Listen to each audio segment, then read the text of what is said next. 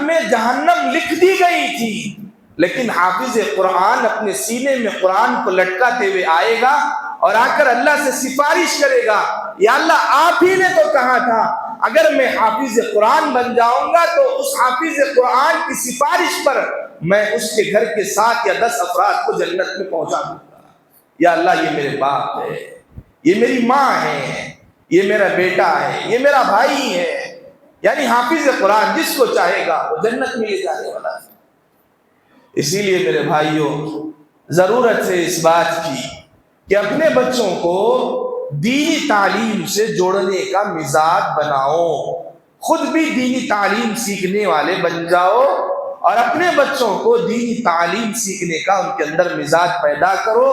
حافظ قرآن بناؤ، عالم دین بناؤ، تبھی ہمارے علاقوں میں اللہ کی نظر رحمت برسے گی، ورنہ تو پھر علاقے ویران ہو کر رہ گئے ہیں۔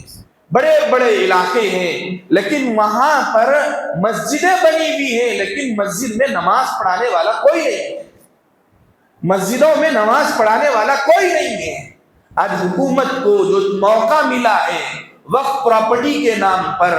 جو حکومتیں تاریخی مسجدوں پر جو قبضہ کر رہی ہے، ان کو توڑ کر کچھ اپنے ڈپارٹمنٹ وہ بنا رہی ہے، اس کی ایک وجہ یہی ہے کہ مسلمان کو توڑنے پر احتجاج کرنے آتا ہے لیکن رہنے پر اس کی قدر کرنے نہیں آتا۔ اسی لیے عربی کا ایک مقولہ ہے،